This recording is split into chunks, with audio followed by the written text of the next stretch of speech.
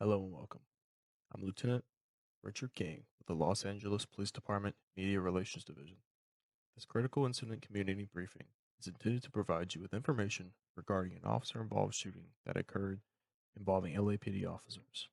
You're about to see relevant video footage and other evidence and police procedures related to the case so that you can have a better understanding about what occurred based on what we know right now. The LAPD conducts very thorough use of force investigations, which typically require investigators to interview multiple witnesses, view countless hours of video footage, and analyze a considerable amount of forensic evidence. We are still at the very early stages of this investigation, which can take investigators up to a year to complete, and our understanding of this incident may change as additional evidence is collected, analyzed, and reviewed. We also do not draw any conclusions on whether officers acted consistent with our department policies and the law until all facts are known and the investigation is complete. A word of caution: the images and information you're about to receive may be disturbing. When a police officer uses force to arrest a suspect or defend against an attack, it can be graphic and difficult to watch. In addition, there may be strong language used by those shown in the video. Viewer discretion is advised, especially for young children and sensitive viewers. Hello, I'm Sergeant Amanda Brantley with the Los Angeles Police Department Media Relations Division.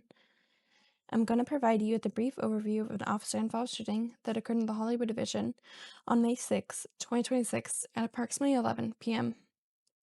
Hollywood Division patrol officers were attempting to conduct a traffic stop on a purple Lamborghini Urus near the area of Santa Monica and Normandie after observing a red light violation.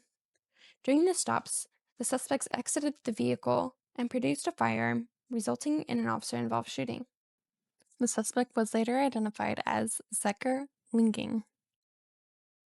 A portion of this incident was also captured on the responding officer's body-worn video. Body-worn video cameras are used by most officers assigned to field duties. They are worn at chest level and capture a general perspective within the line of sight from that angle. The angle of the camera prohibits viewers from seeing everything the officer saw and experienced. Upon activation, both audio and video will turn on. However, body-worn video cameras have a buffer of video without audio from the previous 2 minutes prior to activation. This feature is designed to capture incidents that occur suddenly where an officer doesn't immediately activate the camera. Here is the following body-worn video from the officers who responded from this incident.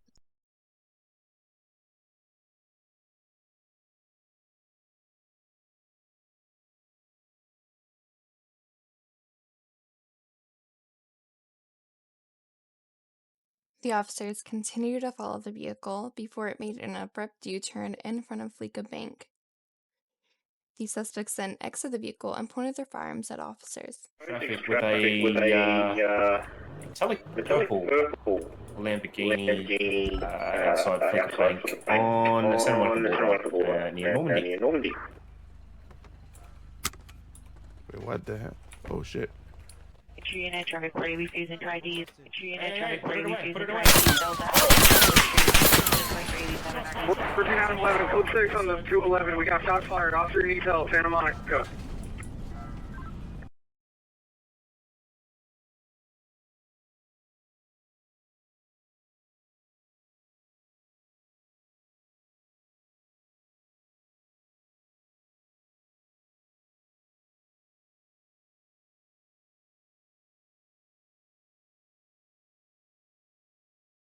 Linging was struck by gunfire and fell to the ground before being taken into custody by officers.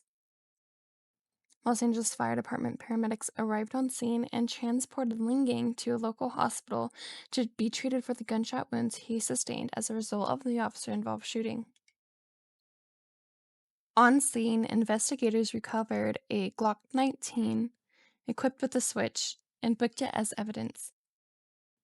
On May 7, 2026, Linging was absentee booked for assault with a deadly weapon on a police officer. On May 7, 2026, the Los Angeles County District Attorney's Office filed the following charges against Linging: 2 counts of assault with a deadly weapon on a police officer, 1 count of armed robbery, 1 count of kidnapping, and 1 count of felon in possession of a firearm. Zeker Linging was a 32-year-old resident of Los Angeles. In the next several months, the LAPD will continue to investigate and analyze this incident.